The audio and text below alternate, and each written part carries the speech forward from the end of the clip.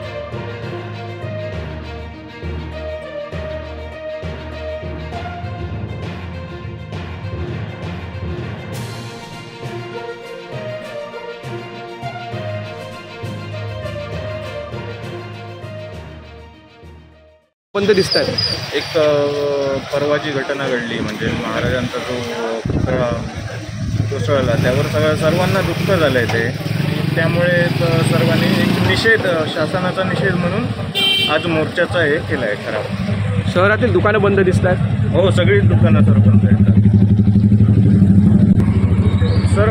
तसं बघायला गेलं तर संपूर्ण मालवणवासियांनी म्हणा किंवा जे शिवप्रेमी आहेत त्यांनी सर्वांनीच बंद ठेवलं आहे।